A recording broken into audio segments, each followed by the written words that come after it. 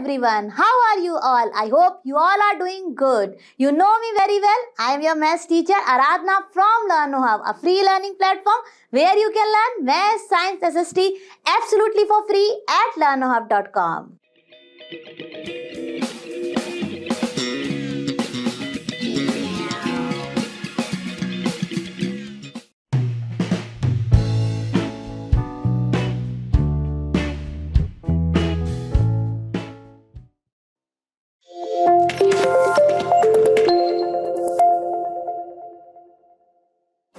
शुरू करते हैं हम अपना एक्सरसाइज 7.4 का क्वेश्चन नंबर 4। इसके मैंने एक्सरसाइज 7.4 के क्वेश्चन नंबर 1 to 3 किए थे अपने प्रीवियस वीडियो में फिनिश, तो आप उनको रेफर कर सकते हैं। और आज शुरू करते हैं अपना क्वेश्चन नंबर 4। तो क्वेश्चन नंबर 4 में क्या कह रहे हैं, look at the figures and write greater, smaller और equal to between the given pairs of fractions. हमें ये एक जो है फिगर दिया गया है जिसमें डिफरेंट लाइंस पर डिफरेंट फ्रैक्शंस का रिप्रेजेंटेशन है। हमें इसी को रेफर करते हुए कुछ क्वेश्चंस दिए गए हैं जिनके हमें आंसर करने हैं। तो चलिए फटाफट हम देख लेते हैं वो पेयर्स ऑफ फ्रैक्शंस और उनके बीच में इंसर्ट करते हैं अपना स्मॉलर, ग्रेटर और इक्वल टू साइन। तो देखिए बच्चों, अब हमें ये क्वेश्चंस दिए गए हैं जो कि हैं इनमें फ्रैक्शंस और हमें कंपेयर करने हैं ये दोनों पेयर ऑफ फ्रैक्शंस और बताना है कोई बड़ा है, छोटा है या फिर इक्वल है। तो ठीक है, ए पार्ट देखते हैं। अब ए पार्ट को देखते ही आपको क्या दिख रहा है, ये है 1/6 एंड 1/3। सबसे पहले मैंने आपसे क्या कहा है कि देख लीजिए क्या कोई न्यूमरेटर सेम है और क्या डिनोमिनेटर सेम है। तो जैसे ही आप इन दोनों फ्रैक्शंस को देखेंगे आपको दिख जाएगा कि इन दोनों फ्रैक्शंस में क्या सेम है, न्यूमरेटर सेम है। तो देखिए मैंने आपको ये एक रिमार्क भी बताया था, अगर आपको याद होगा, कि जब आपके न्यूमरेटर सेम है तो हम कंपेयर करते हैं अपने डिनोमिनेटर्स को, और एक्चुअली जिस डिनोमिनेटर की होती है स्मॉलर वैल्यू वो होता है एक्चुअल में बड़ा। यानी कि यहाँ पे कौन सा फ्रैक्शन बड़ा है, यहाँ पर हमारा 1/3 fraction is bigger than 1/6 fraction. चलिए अब करते हैं अपना नेक्स्ट वन। अब बी में देखिए, बी में हमारा यहाँ पर 3/4 एंड यहाँ पर है हमारा 2/6, राइट। अब देखिए यहाँ पर ना तो हमारे न्यूमरेटर सेम है ना तो हमारे यहाँ पर डिनोमिनेटर सेम है। तो आपने चैप्टर में पढ़ा होगा ऐसे फ्रैक्शंस को हम क्या कह सकते हैं, ये फ्रैक्शंस जो हैं ये हैं हमारे अनलाइक फ्रैक्शंस, राइट। अब अनलाइक फ्रैक्शंस में आप दो तरीके से इनका फटाफट सॉल्यूशन फाइंड कर सकते हैं। एक तो ये है कि आप 3/4 लिख लें और 2/6 लिख लें, ठीक है। अब इसमें से आप एलसीएम ले लीजिए। तो एलसीएम क्या आएगा, डिनोमिनेटर्स का एलसीएम लेना है तो वो आ जाएगा हमारा 12, ठीक है। अब हमें इस डिनोमिनेटर का जो एलसीएम आया यानी 4 और 6 का जो कि 12 है, इसको डिवाइड करना है ईच ऑफ द डिनोमिनेटर। तो ठीक है, 12 को हमने जब 4 से डिवाइड किया तो क्या आएगा, 3 आएगा। तो चलिए पहले आप एलसीएम लेंगे फिर उसको ईच ऑफ द डिनोमिनेटर से डिवाइड करेंगे, ठीक है।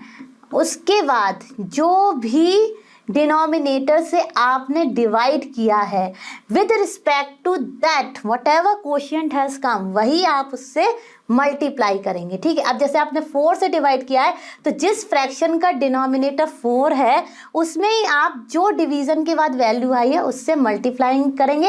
एक तरह से आपको डिनोमिनेटर बनाना है अपना 12, ठीक है। अब दूसरा में हम क्या करेंगे, दूसरे में भी हम सेम जो आया है वही को मल्टीप्लाई करेंगे, यानी कि 2/6 में हम मल्टीप्लाई करेंगे 2 का, ठीक है। तो क्या आ जाएगा हमारा, ये आ जाएगा 3 3 9/12 और ये हो जाएगा हमारा 4/12। अब कंपेयर कर लीजिए कौन सा बड़ा है। ऑब्वियसली हमारे डिनोमिनेटर सेम है तो हम केवल कंपेयर करते हैं न्यूमरेटर्स, और जो न्यूमरेटर की बिगर वैल्यू होती है वही में एक्चुअली में बड़ा होता है, यानी कि 9/12 बड़ा है। और 9/12 एक्चुअली में क्या था हमारा, बिफोर कन्वर्जन इट वाज 3/4।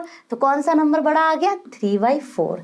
तो एक तो ये मेथड है, इसमें आपको क्या करना है, एलसीएम लेना है डिनोमिनेटर्स का, फिर अपने एलसीएम को ईच ऑफ द डिनोमिनेटर से डिवाइड करना है। जो वैल्यू आएगी जिस डिनोमिनेटर से आपने डिवाइड किया है उसी के साथ उसको मल्टीप्लाई करके बनाएंगे अपने डिनोमिनेटर को इक्वल टू एलसीएम और फिर कर लेते हैं कंपेयर। तो ये तो हो गया थोड़ा सा लॉन्ग मेथड। अब जैसे ये 1 मार्क का क्वेश्चन है तो आप इसको एक और मेथड से करके फटाफट इसका आंसर लिख सकते हैं, वो भी मैं आपको बता देती हूँ। तो बी पार्ट को जब आपके both numerator and denominators different हैं तो देखिए आप कर दीजिए इनका क्रॉस मल्टीप्लिकेशन, ठीक है। अब देखिए 6 3 = 18 एंड 4 2 = 8। आप देख लीजिए कि किसको मल्टीप्लाई करने पे बिगर वैल्यू आ रही है। 18 बिगर आ रहा है हमारा 8 से, यानी कि जिस साइड, याद रखिए एरोस का यहाँ पे बहुत बड़ा सिग्निफिकेंस है, तो इसको इससे और इसको इससे ही मल्टीप्लाई करना है, यानी कि क्रॉस मल्टीप्लिकेशन में जो साइड की वैल्यू बिगर आएगी वही फ्रैक्शन हमारा बिगर हो जाएगा। तो ये जब आपका 1 मार्क का क्वेश्चन है तो आप फटाफट इसमें लिख सकते हैं फिल इन द ब्लैंक्स में। तो बहुत ही आसान है दोनों मेथड, आपको अच्छे से समझ आ गए होंगे। हम चलते हैं अपने नेक्स्ट पार्ट पर। आप देखिए अपना सी, तो सी में हमारा जल्दी से देखिए कि क्या कुछ सेम है। यस, बिल्कुल सेम है। क्या सेम है? हमारा न्यूमरेटर सेम है। तो कौन सी वैल्यू बड़ी हो जाएगी? जिसमें डिनोमिनेटर की लेस वैल्यू है वो फ्रैक्शन बड़ा हो जाएगा। तो 2/3 और 2/4 में 3 और 4 को आपको कंपेयर करना है, कौन सा छोटा नंबर है?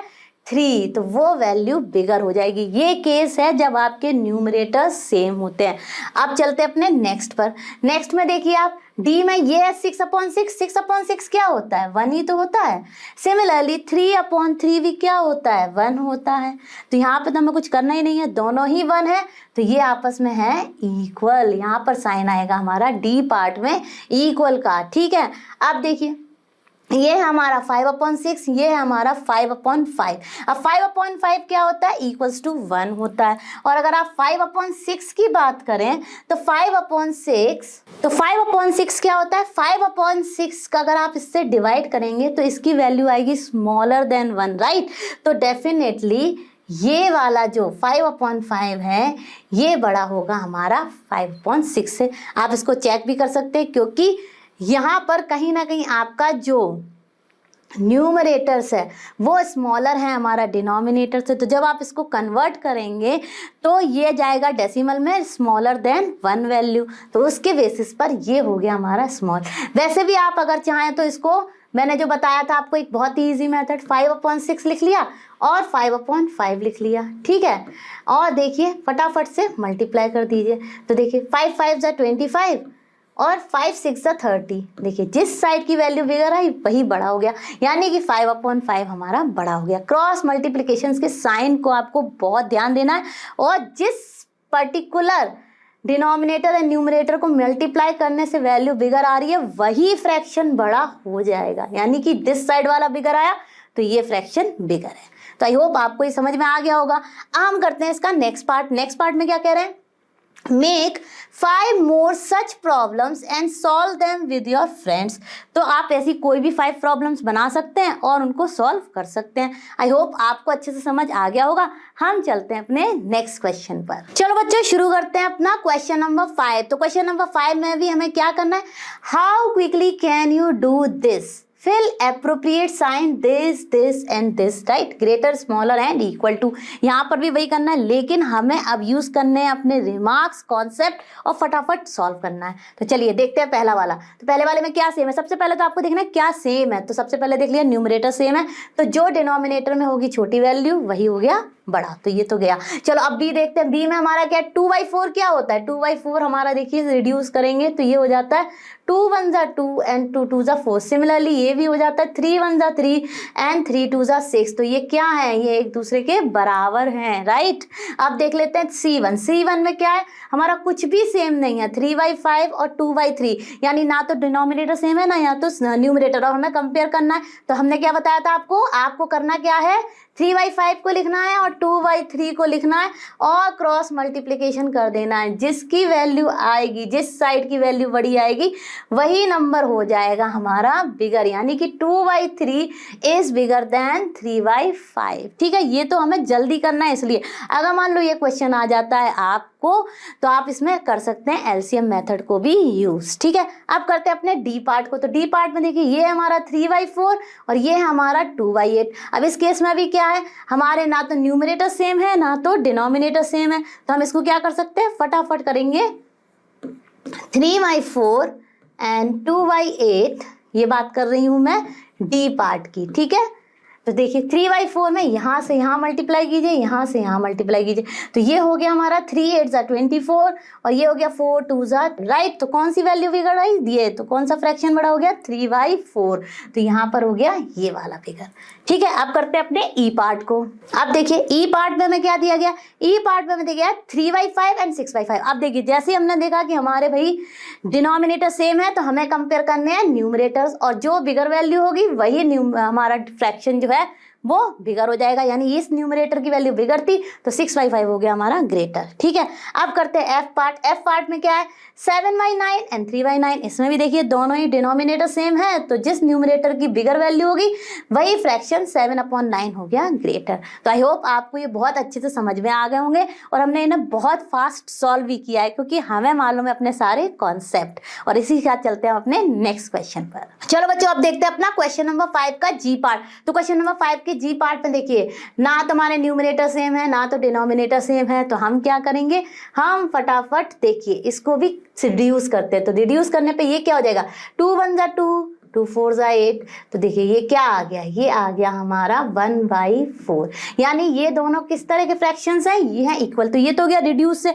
मान लीजिए आपको और जल्दी करना है तो आपको मैंने क्या बताया, दोनों का फटाफट क्रॉस मल्टीप्लिकेशन कर दीजिए। ठीक है, तो देखिए ये आ गया 8 1 8 और ये आ गया हमारा 4 2 8। तो दोनों की वैल्यू सेम आ गई, यानी ये दोनों हो गए इक्वल। तो दोनों ही तरीके से आपका फटाफट आ गया आंसर। अब देखिए नेक्स्ट में आते हैं। नेक्स्ट हमारा क्या है, ये है 6/10 एंड 4/5।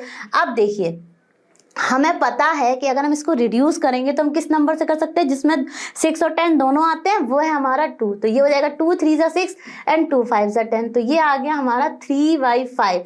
अब देखिए अब हमारे क्या सेम हो गए, हमारे न्यूमरेटर्स डिफरेंट है एंड डिनोमिनेटर सेम है। और जब ऐसी किसी सिचुएशन होती है तो जिस न्यूमरेटर में होती है बिगर वैल्यू वही फ्रैक्शन होता है बिगर, यानी कि 4/5 हमारा बिगर हो गया। बहुत ही आसान था। तो यहाँ पर हमने की अपनी मेंटल मैथ्स और कर लिया से चुटकियों में सॉल्व।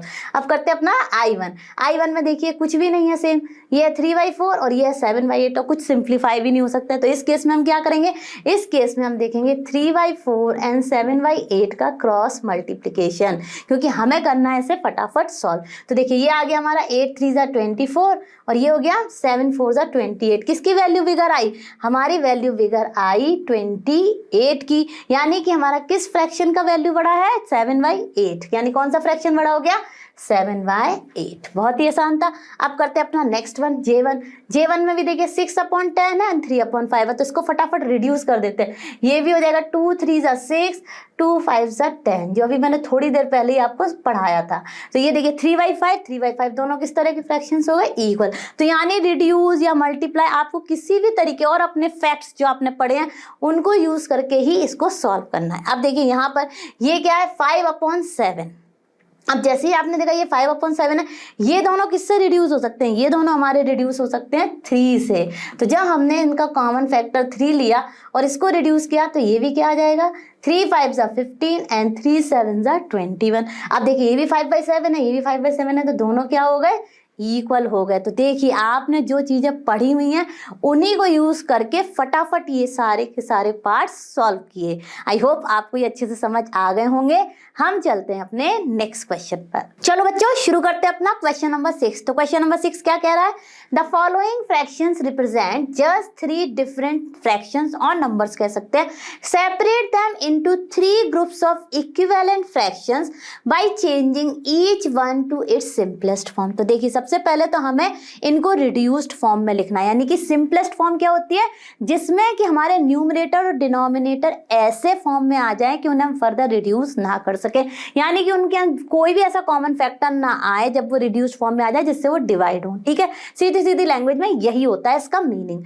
अब देखिए हमें वो करके फिर कुछ एक कैटेगरी मिलेगी जिसमें कि जो जो फ्रैक्शंस रिप्रेजेंट हो रहे हैं उनको रखना है। तो चलिए सबसे पहले हमें क्या करना है, सबसे पहले हमें सारे जितने भी पार्ट्स दिए गए हैं उनको लिखना है रिड्यूस्ड फॉर्म में। उसके लिए हमें पता होना चाहिए HCF of both numerator and denominator. तो देखिए अगर आप इस ए पार्ट की बात करें तो 2/12 है और इसका हाईएस्ट कॉमन फैक्टर होगा 2 ही, क्योंकि 2 ही है जो कि 2 और 12 को डिवाइड कर सकता है। तो जब हमने इसको इससे डिवाइड किया तो इसकी रिड्यूस्ड फॉर्म आ गई 1/6। ठीक है, अब आ जाइए नेक्स्ट पर। तो नेक्स्ट हमारा क्या है 3/15, जब हम इसको रिड्यूस करेंगे तो ये आ जाएगा 1/5, क्योंकि इसका HCF है 3 इटसेल्फ, 3 में ही हमारा डिवाइड हो जाता है 5, ठीक है, सॉरी 15, और आंसर आता है 5।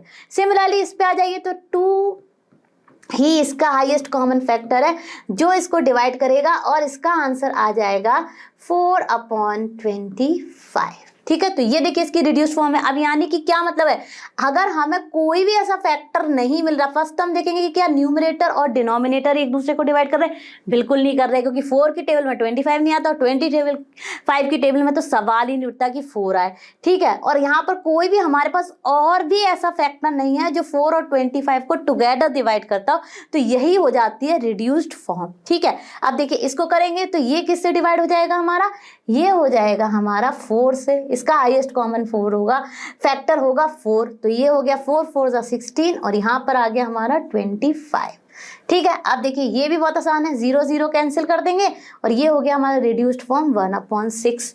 अब देखिए ये वाला, इसका हाईएस्ट कॉमन फैक्टर हमारा 15 ही हो जाएगा, तो इससे डिवाइड कर देंगे, तो ये हो गया हमारा 1/5, ठीक है। 15 5 15 एंड 15 5 75। अब देखिए इन दोनों का हाईएस्ट कॉमन फैक्टर इटसेल्फ 12 भी हो जाएगा, तो इसको 12 से डिवाइड कर देंगे, तो ये आ गया हमारा 1/5, ठीक है।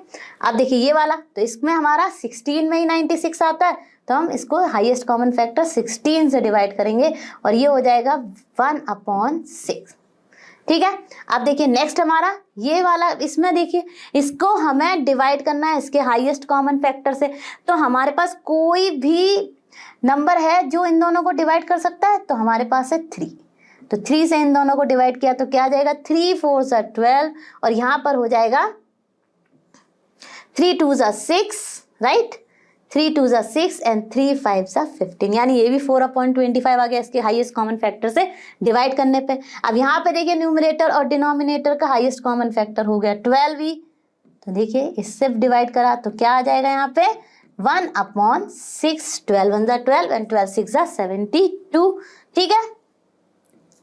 अब देखिए नेक्स्ट आइए, इसको डिवाइड करेंगे हम 3 से ही, तो क्या हो जाएगा ये 1/6, ठीक है। और यहाँ पर ये 4/25 तो इटसेल्फ ही लिखा हुआ है रिड्यूस्ड फॉर्म में, इसे हम फर्दर रिड्यूस नहीं कर सकते। अब देखिए जो हमारे रिड्यूस्ड फॉर्म आए हैं उसमें मोस्टली क्या क्या कैटेगरी है, उसमें हमारी कैटेगरी है 1/6, 1/5 एंड 4/25, ठीक है। तो देखिए अब 1/6 में कौन कौन से फ्रैक्शंस आ रहे हैं, तो सबसे पहला तो हमारा ए आ रहा था 2/12, ठीक है। फिर उसके बाद देखिए 1/6 और कौन कौन से फ्रैक्शंस रिप्रेजेंट कर रहे हैं, तो देखिए जब हम आगे बढ़े तो हमारा ई कर रहा है, तो ई हो गया, ई हमारा क्या है, ई है हमारा 10/60, जो कि इक्वल टू हो जाएगा 1/6 के। फिर नेक्स्ट आगे बढ़े तो हमारा आ गया एच, एच आ गया, ठीक है। तो एच हमारा क्या रिप्रेजेंट कर रहा है, एच हमारा रिप्रेजेंट कर रहा है 1/6 को, तो वो क्या है हमारा, वो है 16/96, राइट। और उसके अलावा फिर हम आगे बढ़े तो हमारा है जे, जे क्या रिप्रेजेंट कर रहा है, जे भी हमारा 1/6 को रिप्रेजेंट कर रहा है, और वो है 12/72, ठीक है। और उसके बाद हमारा है के, के भी हमारा रिप्रेजेंट कर रहा है 1/6 को, ठीक है, तो के, ठीक है। और ये सारे के सारे फ्रैक्शंस हमको क्या दिखा रहे हैं, रिड्यूस्ड फॉर्म 1/6। तो हमारा फर्स्ट का पार्ट क्लियर हो गया। अब हम आते हैं सेकंड पे। सेकंड है हमारा 1/5, तो 1/5 कौन कौन से आ रहे हैं, 1/5 है हमारा बी, राइट, बी में हमारा क्या है 3/15, जो कि दिखा रहा है 1/5, ठीक है। फिर उसके बाद देख लेते हैं नेक्स्ट, उसके बाद 1/5 किस में आ रहा है, ये देखिए यहाँ पर आए तो एफ दिखा रहा है, तो एफ हमारा क्या है 1/5, ठीक है। फिर उसके बाद देख लेते हैं हम अपना नेक्स्ट, तो जी हमारा दिखा रहा है 1/5, तो हमने लिख दिया 1/5 जी, ठीक है। और एक्चुअल में क्या है ये, एक्चुअल में ये है हमारे 15/75, ठीक है। और ये वाला है हमारा 12/, ठीक है। तो ये हो गया जी के बाद देखिए और कौन सा हमें दिखा रहा है 1/5, और हमें दिखा रहा है 1/5 कोई भी नहीं, तो ये हो गया हमारा इक्वल टू 1/5 के, ठीक है। ये हो गया हमारा 1/6 के और ये हो गया हमारा 1/5 के। अब देख लेते हैं नेक्स्ट कैटेगरी में हमारा क्या आ रहा है 4/25, जिसके इक्विवेलेंट कौन कौन से हैं। तो 4/25 में हमारा सबसे पहला आया 8/50, राइट, और वो कौन सा है C, तो C है हमारा 8/50, ठीक है, सॉरी 50, ठीक है। तो पहला आ गया 8/50 रिड्यूस्ड फॉर्म में 4/25 दिखा रहा है। फिर उसके बाद डी हमारा क्या दिखा रहा है 4/25 और क्या है हमारा वो फ्रैक्शन 16/100, ठीक है। उसके बाद देखिए 4/25 हमारा कौन सा दिखा रहा है, फिर हमारा दिखा रहा है I, तो I जो है वो है 4/25, ठीक है। फिर देखिए कोई और है, यस L जो है वो भी है हमारा 4/25 और ये था हमारा 12/75, ठीक है। और ये सारे के सारे क्या दिखा रहे हैं हमारे रिड्यूस्ड फॉर्म में 4/25। तो देखिए 3 कैटेगरीज आई थी, क्या क्या थी 1/6, 1/5 एंड 4/25। तो देखिए हमारे 1/6 को दिखा रहे हैं AEHJK, ठीक है। तो वो सारे के सारे दिखा रहे हैं हमारे 1/6 को। 1/5 हमारा कौन कौन सा दिखा रहा है VFG जो भी है वो दिखा रहे हैं 1/5 और हमारा जो 4/25 है वो हमें कौन कौन से फ्रैक्शंस दिखा रहे हैं, वो हमें दिखा रहे हैं CDIL। तो बहुत ही आसान था, फटाफट हमने सबसे पहले लिख ली सारी रिड्यूस्ड फॉर्म, देख ली क्या है हमारी कॉमन रिड्यूस्ड फॉर्म और वो कौन कौन से फ्रैक्शन से रिप्रेजेंट हो रही है, उन फ्रैक्शंस को हमने लिख दिया। तो आई होप आपको ये अच्छे से समझ आ गया होगा। हम चलते हैं अपने नेक्स्ट क्वेश्चन पर। चलो बच्चों शुरू करते हैं अपना क्वेश्चन नंबर 7। तो क्वेश्चन नंबर 7 में क्या कहा जा रहा है, find answers to the following, right and indicate how you solve them. यानी कि हमें पता करना है कि जो ये पहली फ्रैक्शन है वो सेकंड फ्रैक्शन के इक्वल है या नहीं, और हमें अपने स्टेप्स भी दिखाने हैं कि हम इसको कैसे सॉल्व करके पता कर रहे हैं। अब देखिए बच्चों इसके 2 मेथड्स हैं, ठीक है। क्या मेथड्स हैं, एक तो है कि जब भी हमारी अनलाइक फ्रैक्शंस हैं तो इनको हम एलसीएम से बना लें पहले लाइक फ्रैक्शंस और फिर कर लें कंपेयर न्यूमरेटर्स को। अगर दोनों न्यूमरेटर सेम आ गए तो इक्वल होंगी, नहीं तो एक कोई बड़ा होगा और एक छोटा होगा। दूसरा मेथड है जो कि चुटकियों में कर देने वाला है, वो मैं आपको बताऊंगी कि वो कैसे करते हैं। बहुत ही आसान है, आप लिख लीजिए अपने दोनों ही फ्रैक्शंस, यानी कि 5/9 एंड 4/5, ठीक है। अब आप कर दीजिए क्रॉस मल्टीप्लाई, यानी कि इसका न्यूमरेटर इसके डिनोमिनेटर के साथ और ये वाला न्यूमरेटर इसके। अब आपको एक चीज ध्यान रखनी है, जिस न्यूमरेटर को आप जिस डिनोमिनेटर के साथ मल्टीप्लाई कर रहे हैं वो उसी साइड का हो जाएगा प्रोडक्ट, यानी कि 5 × 5 यानी कि 25, ठीक है, और 4 × 9 36, ठीक है। आप देखिए क्या ये बिल्कुल बराबर है, जो प्रोडक्ट है बिल्कुल बराबर नहीं है, क्योंकि भाई ये तो 25 है और ये है हमारा 36, तो कौन सा बड़ा हो गया 36। तो ऑब्वियसली अब 36 बड़ा है, उसके साइड का कौन सा फ्रैक्शन था 4/5, तो हम लिख देंगे यहाँ पर 4/5 और ये वाला था 5/9, यानी कि हमारा 4/5 जो है वो है बिगर 5/9 से। देयरफॉर हम लिखेंगे no 5/9 is not equal to 4/5, is not equal to 4/5।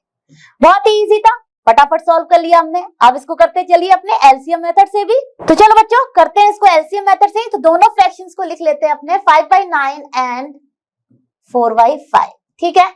आप देखिए हमें अब इन्हें पता करना है कि ये वाला फ्रैक्शन जो है वो इसके इक्वल है कि नहीं, तो इसके लिए सबसे पहले हम करेंगे इनको लाइक फ्रैक्शन और उसके लिए हमें फॉलो करना पड़ता है अपना LCM method, LCM of 9 and 5। अब देखिए 5 तो हमारा प्राइम नंबर है और 9 हमारा कंपोजिट नंबर है, तो अधिकतर जब इस तरह की सिचुएशन आती है तो इन दोनों का प्रोडक्ट ही हो जाता है हमारा एलसीएम, यानी कि 9 5 45, ठीक है। अब क्या करना है हमें, अब हमें अपने इन दोनों को बनाना है, इन दोनों के डिनोमिनेटर्स को बनाना है इक्वल टू एलसीएम, ठीक है। तो अब हम क्या करेंगे, इसमें देखेंगे फटाफट 45 को 9 से डिवाइड कर देंगे। ऑब्वियसली लीस्ट कॉमन मल्टीपल इन दोनों का, तो इन दोनों से ही डिविजिबल होगा, तो क्या आएगा जब आप इसको 9 से डिवाइड करेंगे, आएगा 5। यानी कि 5/9 में जिस डिनोमिनेटर से हमने डिवाइड किया है और जो वैल्यू आई है उसी को यहाँ पर हम मल्टीप्लाई कर देंगे। यानी कि यहाँ कर दिया हमने मल्टीप्लाई 5 का। हमारे 4/5 में क्या है, 4/5 में हम मल्टीप्लाई करेंगे जब हमने अपने 45 को 5 से डिवाइड किया तो क्या आएगा, 9। यानी जिस डिनोमिनेटर से हम डिवाइड कर रहे हैं और जो कोशिएंट आ रहा है वही मल्टीप्लाई करना है। यानी कि आप ये समझ लीजिए कि पूरी कहानी है अपने डिनोमिनेटर्स को बनाना है हमें इक्वल टू एलसीएम के। ठीक है, अब ये क्या हो जाएगा यहाँ पर 25/45। ठीक है, और ये हो गया हमारा 36/45। ठीक है, अब देखिए इस केस में भी देखिए हमारे दोनों बन गए अब लाइक फ्रैक्शंस, यानी हो गए डिनोमिनेटर सेम। तो अब हम कंपेयर करेंगे अपने न्यूमरेटर, और कौन सा न्यूमरेटर बड़ा है, 36/45 का न्यूमरेटर बड़ा है, यानी कि ये फ्रैक्शन हमारा बड़ा। अब ये फ्रैक्शन एक्चुअल में क्या था, 4/5 को ही तो कन्वर्ट किया है, तो ये हो गया 4/5 और ये हो गया हमारा 5/9। तो ये तो बिल्कुल इक्वल नहीं आ रहे। दिस इज कमिंग, यानी 4/5 इज कमिंग बिगर देन 5/9। तो हम लिख देंगे no 5/9 is not equal to 4/5। ठीक है, आई होप आपको ये पहला ए पार्ट दोनों ही मेथड से समझ में आ गया होगा। अब करते हैं अपना सेकंड क्वेश्चन, उसे हम करेंगे अपना बी पार्ट को करेंगे अपना क्रॉस मल्टीप्लिकेशन से, और सी पार्ट को भी करेंगे क्रॉस मल्टीप्लिकेशन से, और डी में आपको दिखा दूंगी एलसीएम एंड क्रॉस मल्टीप्लिकेशन दोनों ही मेथड से। तो चलो बच्चों करते हैं अपना बी पार्ट, और इसे करने जा रहे हैं अपने क्रॉस मल्टीप्लिकेशन मेथड से। तो देखिए हमने लिख लिया अपना बी पार्ट के फ्रैक्शंस। अब हमें दिखाना है कि क्या 9/16 जो है वो इक्वल टू है 5/9 के। तो इसके लिए हमें क्या करना होगा, क्रॉस मल्टीप्लिकेशन। ठीक है, आप देखिए ये इसका न्यूमरेटर इसके डिनोमिनेटर से मल्टीप्लाई हुआ, यानी ये इस साइड लिखेगा। ठीक है, इसका डिनोमिनेटर और इसका न्यूमरेटर मल्टीप्लाई हुआ तो ये लिखेगा इस साइड। ये आपको ध्यान रखना है। आप देखिए क्या ये प्रोडक्ट इक्वल है, नहीं है, ये 81 है, ये 80 है भाई, है ना, है कि नहीं है, एग्री करते हैं, बिल्कुल। आप देखिए जब ये इससे बिगर है तो कौन सा फ्रैक्शन बड़ा हो गया हमारा, 9/16 is bigger than 5/9, यानी they are not equal। तो हम लिख देंगे no 9/16 is not equal to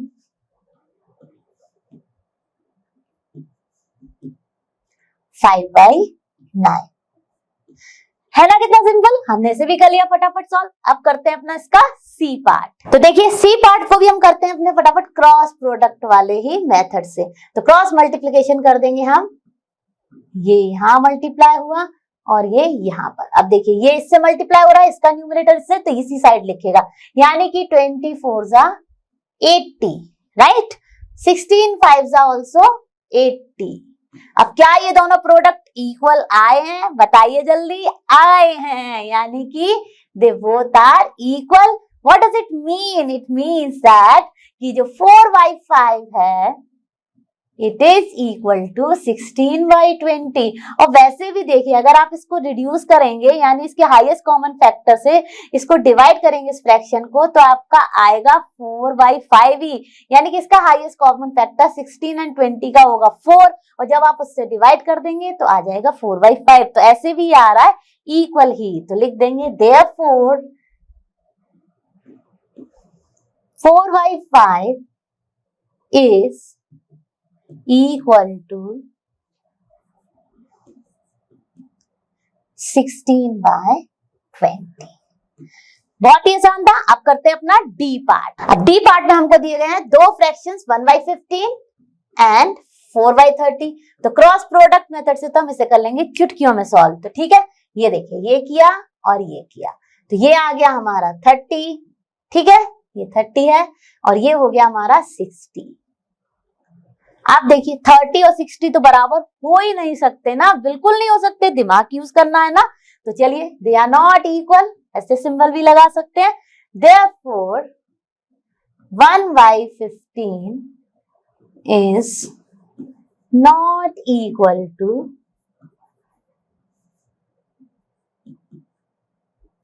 4/30।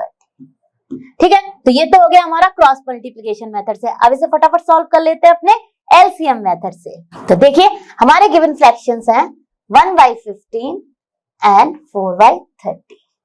LCM हो जाएगा हमारा 15 और 30 का। मैंने बहुत बार बताया आपको, जब छोटे छोटे नंबर है तो आपको क्या कर लेना, एलसीएम मेथड ले लेना। तो एलसीएम मेथड में भी आप क्या कर सकते हैं, ये जो 30 है इसको और 15 यानी जो डिनोमिनेटर है इनमें देख लीजिए आप बिगर नंबर। तो कौन सा बिगर नंबर है हमारा, 30। अब 30 के ही फर्स्ट मल्टीपल से चेक करिए, जो पहला मल्टीपल 30 का 15 में भी कॉमन हो जाएगा, यानी 15 की टेबल में होगा, वही हो जाएगा हमारा एलसीएम, यानी कि 30 1 जा 30। अब 15 की टेबल में हमारा देखिए 15 2 जा 30 ही हो जाता है, यानी कि लीस्ट कॉमन मल्टीपल जो आ गया वो आ गया हमारा 30 इटसेल्फ, यानी एलसीएम ऑफ 15 एंड 30 हो गया हमारा 30 इटसेल्फ। ठीक है, अब हमने 30 को फटाफट 15 से डिवाइड किया और क्या यहाँ पे मल्टीप्लाई हो जाएगा हमारा 2। ठीक है, तो यहाँ पर हमने 2 का मल्टीप्लाई कर दिया। ठीक है, आप देखिए यहाँ पर 4/30 में ऑलरेडी ये 30 है तो कुछ करने की जरूरत नहीं है, नहीं तो आपको पता ही है कि 30 को 30 से डिवाइड करेंगे तो आएगा 1। तो आप चाहें तो यहाँ कर सकते हैं 1 का मल्टीप्लाई, बट नॉट रिक्वायर्ड। ठीक है, आप देखिए ये हो गया हमारा 2/30 और ये हो गया हमारा 4/30। अब देखने से ही पता चल रहा है कि क्या ये इक्वल आ रहे हैं, बिल्कुल नहीं आ रहे हैं। कौन सा बड़ा है, ये वाला बड़ा है, यानी कि 4/30 इज बिगर देन 1/15। राइट, तो यहाँ पे लिख देते हैं 1/15 और यहां पर लिख देते हैं हम 4/30। ठीक है, तो दे आर नॉट इक्वल, तो लिख देंगे देयरफॉर, यहां पर लिख देते हैं therefore 1/15 is not equal to 4/30। है ना कितना आसान, सारे के सारे क्वेश्चंस मैंने आपको दोनों ही मेथड से समझा दिए। क्रॉस मल्टीप्लिकेशन मेथड आप यूज कर सकते हैं जब ये 1 मार्क का क्वेश्चन आए या 2 मार्क का क्वेश्चन आए। अगर उससे ज्यादा का आता है तो आप एलसीएम मेथड से भी कर सकते हैं। रॉन्ग कोई मेथड नहीं है, आपको केवल देखना है कि कितना जो ये क्वेश्चन आपका एग्जाम में आ रहा है इसमें इसका कितना वेटेज है, तो उसी हिसाब से आप यूज करिए अपना मेथड और कर दीजिएगा फटाफट सॉल्व। तो चलिए अब चलते हैं अपने नेक्स्ट क्वेश्चन पर। चलिए बच्चों, अब देखते हैं अपना क्वेश्चन नंबर 8। क्वेश्चन नंबर 8 क्या कह रहा है, Ella read 25 pages of a book containing 100 pages. Lalita read 255 of the same book. Who read less? अब हमें दोनों को कंपेयर करना है, तो चलिए लिख लेते हैं fraction of book read by Ella. Okay, fraction of book read by Ella क्या हो गई, कितने पेजेस थे उसमें टोटल 100 और उसने कितने फिनिश किए 25। तो 25 out of 100 she has finished. तो how we will write it in the form of fraction 25/100। अब इसकी रिड्यूस फॉर्म में इसको हम क्या करेंगे, एचसीएफ से डिवाइड कर देंगे। 5 से भी कर सकते थे आप, पहले आएगा 5 5 जा 25 अपॉन 5 2 जा 10 एंड 0 यानी कि 5/20। फिर फर्दर 5 से डिवाइड करेंगे तो 2 स्टेप में आपकी रिड्यूस फॉर्म आएगी। अगर आपको एचसीएफ पता है तो आप फटाफट फर्स्ट स्टेप में इसकी रिड्यूस्ड फॉर्म फाइंड कर लेंगे, यानी कि ये आ गया 1/4। ठीक है, इसकी रिड्यूस्ड फॉर्म आ गई 1/4, यानी इसने 1/4 ऑफ द बुक फिनिश किया। आप देखिए ललिता के बाद कौन है हमारी, ललिता है। ललिता ने कितना फिनिश किया, तो हम लिख देंगे fraction of book finished by, यानी ये ऑलरेडी हमें रिड्यूस्ड फॉर्म में दी गई है, तो fraction of book read by Lalita वो कितनी है 2/5। आप देखिए इसने 2/5 फिनिश किया और उसने 1/4। हमें पता करना है कि किसने ज्यादा फिनिश की है, ठीक है, या किसने कम फिनिश की है। ठीक है, तो देखिए 1/4 और 2/5 को हमें कंपेयर करना है। तो एक तो तरीका मैंने आपको यही बताया कि क्रॉस मल्टीप्लाई कर लीजिए। तो देखिए ये आ गया 5 और ये हो गया 8। किसका प्रोडक्ट ज्यादा आया? ये वाली साइड का, यानी कि किसने ज्यादा फिनिश किया है? यहां से पता चल गया हमें कि ललिता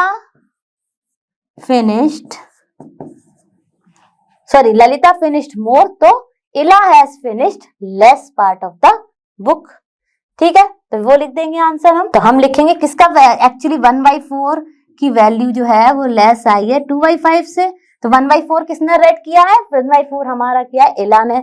तो हम लिख देंगे Ila read less part of the book. Okay, Ila read less part of the, ठीक है।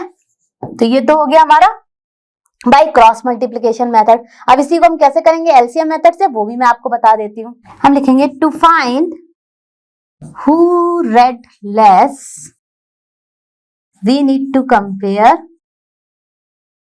2/5 and 1/4।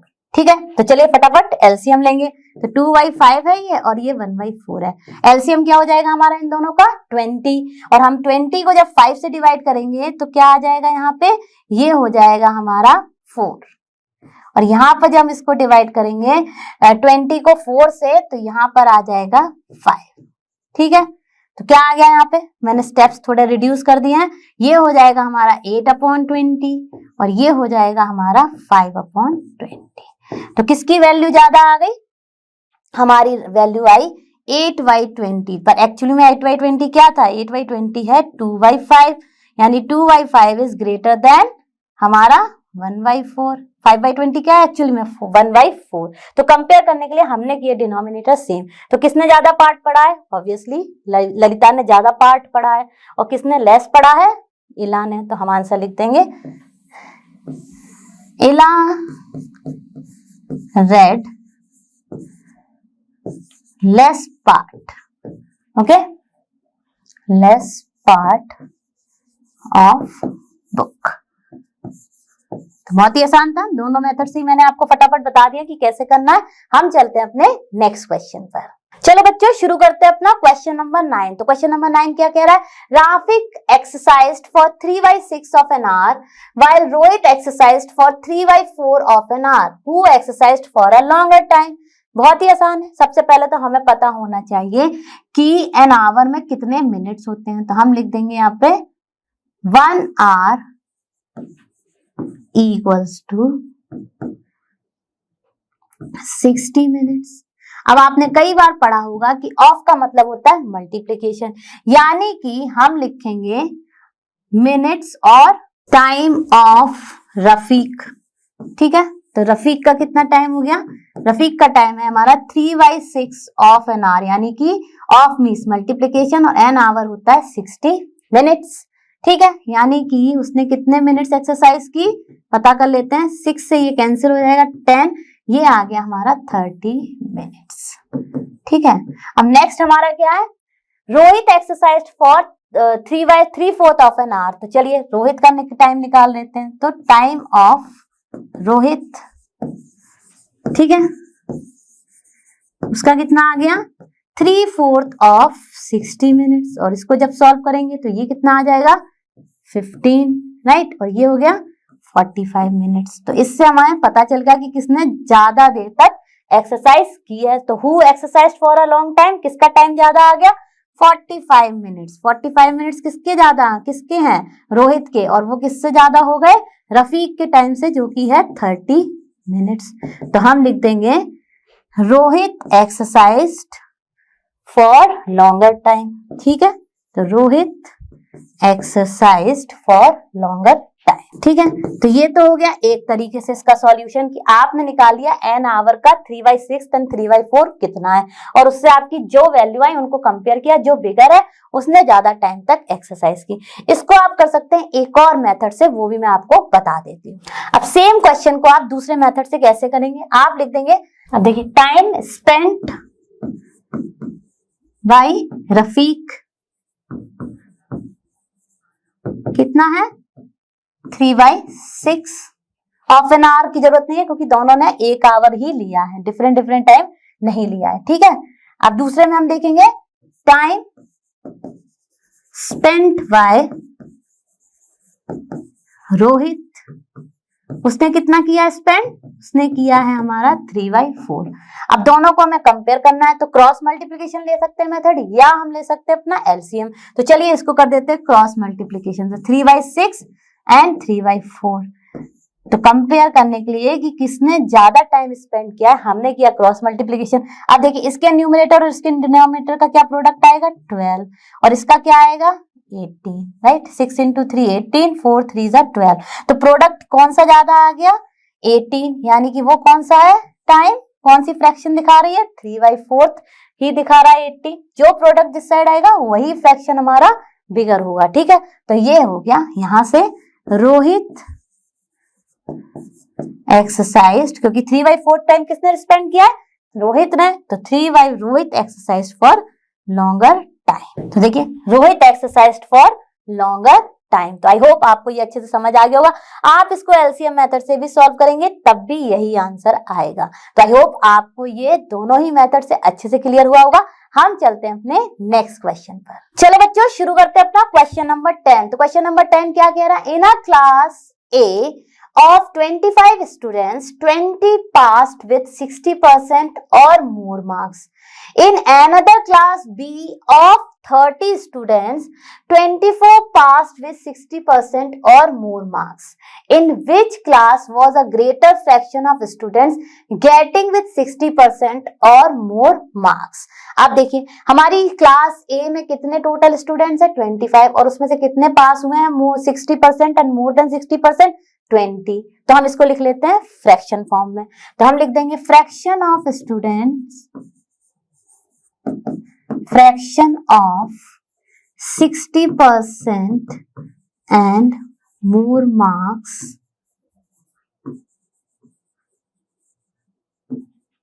Fraction of 60% and more marks students in class ए। कितने हैं हमारे इन क्लास ए हैं हमारे 20 out of total number of student 25, जो कि हम रिड्यूस कर सकते हैं, किससे कर सकते हैं 5 से, क्योंकि 5 की टेबल से हमारे ये दोनों ही कैंसिल हो रहे हैं न्यूमरेटर एंड डिनोमिनेटर। तो ये हो गया 5 4 20 एंड 5 5 25। तो रिड्यूस्ड फॉर्म में आ गया 4/5। हम लिख लेंगे same statement for class B.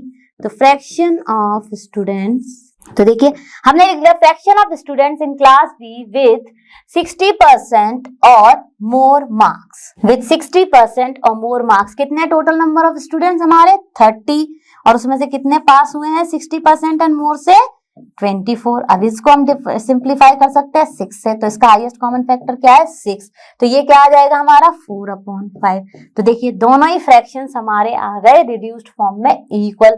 तो हम कह सकते हैं कि कोई भी क्लास ने ग्रेटर किया है तो हम लिखेंगे no, the both class has got equal students of getting 60% और मोर मार्क्स। तो हम लिख देंगे in both class A and B got equal number of students